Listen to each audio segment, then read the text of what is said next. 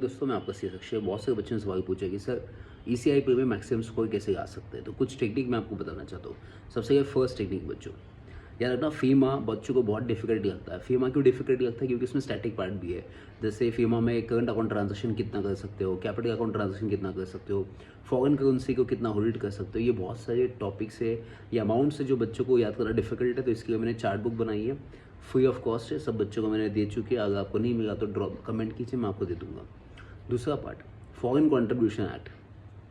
Foreign contribution act बहुत easy chapter है बच्चों। इसमें 5 मार्क कन्फर्म का एक क्वेश्चन आता है कि आप फॉरेनर जो होता है वो किसको कंट्रीब्यूशन दे सकता है इंडिया में आके, डोनेट किसको कर सकता है, तो सेक्शन 8 कंपनी को दे सकता है। तो ये बहुत सारे प्रोविजंस वहाँ पे मेंशन किए। तो फेमा बच्चों को बहुत सारा डिफिकल्टी लगता है कि यार फेमा डिफिकल्ट है। मैं बताऊँ ना, फेमा जैसे इजी कोई चैप्टर नहीं है। क्यों? क्योंकि फेमा में क्या है ना बच्चों, आपको ना मतलब इमेजिन करना है कि अगर फॉरेनर इंडिया में आने वाला है या इंडियन फॉरेन में जाने वाला है, तो इस टाइप पे 2 सिचुएशंस होती है। तो एक तो पैसा आपका फॉरेन करेंसी में होगा या तो पैसा आपका इंडियन करेंसी में होगा। तो इसको एक्सचेंज करने की कंडीशन है वो आपको पढ़ना है। बस यही फेमा है, इसके बाहर कुछ नहीं है बच्चों।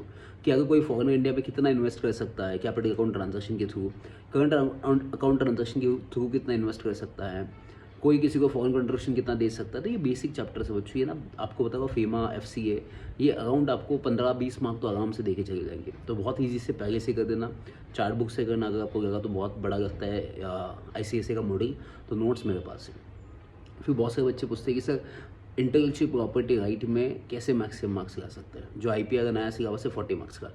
मैं अगेन आपको कहता हूँ कि IPA में आप समझिए 5 चैप्टर्स है और 5 में क्या पेटेंट है, ट्रेडमार्क है, कॉपीराइट है। इनके ना आप कॉमन पॉइंट बताइए। कॉमन पॉइंट मतलब क्या होता है, मैं आपको एग्जांपल बताता हूँ। जैसे पेटेंट को इनोवेशन होना चाहिए, किसी का कॉपी नहीं करना चाहिए। वैसे सेम ट्रेडमार्क का भी होता है, कॉपीराइट में तो आपका ओरिजिनल होना चाहिए, इनोवेशन होना चाहिए, आज तक किसी ने बनाया नहीं होना चाहिए, तो वो आपके नाम पर रजिस्टर हो सकता है। तो ये कॉमन पॉइंट सब जगह पे है। दूसरा, आपका इनोवेशन किसी के रिलीजन्स के अगेंस्ट या किसी धर्म के अगेंस्ट नहीं होना चाहिए। तीसरा, पब्लिक सेफ्टी या पब्लिक इंटरेस्ट के अगेंस्ट नहीं होना चाहिए।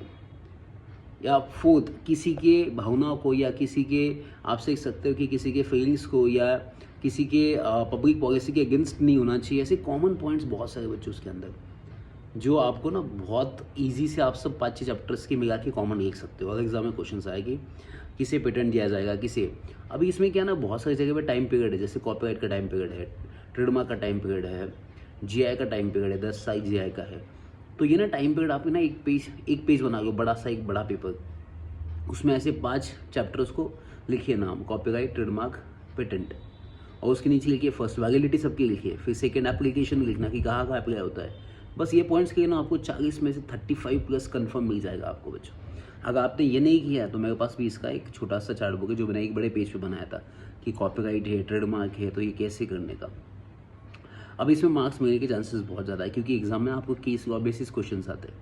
एंड केस लॉ में क्या होता है ना, बहुत सारे बच्चे ना मतलब डर जाते हैं कि भाई साहब ये केस लॉ में लिखना कैसे। मैं आपको सिंपल बताता हूँ। केस लॉ में कोई भी क्वेश्चन आता है, पहले सबसे पहले फर्स्ट अंडरस्टैंड कीजिए कि वो क्वेश्चंस किसके प्रोविजंस के बारे में पूछ रहा है। जैसे फॉर एग्जाम्पल मैं आपको टेक्निक बताता हूँ। अगर आपके एग्जाम में केस लॉ आई है कॉपीराइट के बारे में पूछिए, तो आपका आंसर स्टार्ट होगा फर्स्ट कॉपीराइट क्या होता है। फिर देखिए क्वेश्चन में क्या पूछा, इन्फ्रिंगमेंट पूछा है या पासिंग ऑफ पूछा है।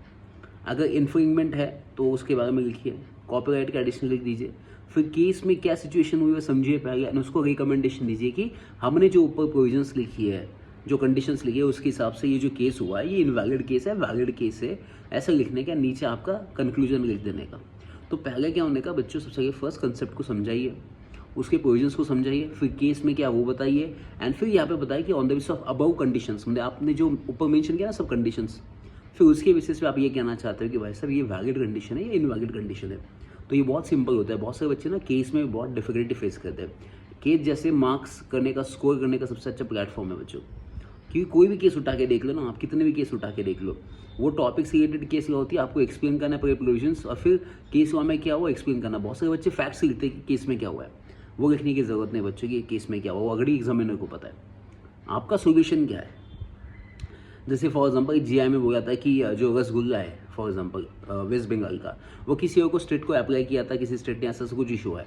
तो फिर एग्जांपल आप बता सकते हो भाई साहब ये ऑलरेडी किसी और के नाम पे, तो आप किसी और को दे नहीं सकते। तो पहले प्रोविजंस लिखना पड़ेगा कि ये GI टैग मिलता कैसे है, प्रोविजंस क्या है, इसकी इफेक्ट क्या है। फिर नीचे बताया कि केस में दिया सिचुएशन के हिसाब से लगता है ना, ऊपर दिए हुए प्रोविजंस के हिसाब से लगता है कि ये वैलिड नहीं है। फिर आपका कंक्लूजन, इतना ईजी होता है।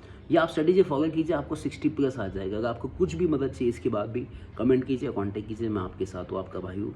और याद रखना, मैं जैसा 50% और बंदा CS बन सकता है, तो आप तो हमेशा बन सकते हो। Thank you so much, bye bye, take care.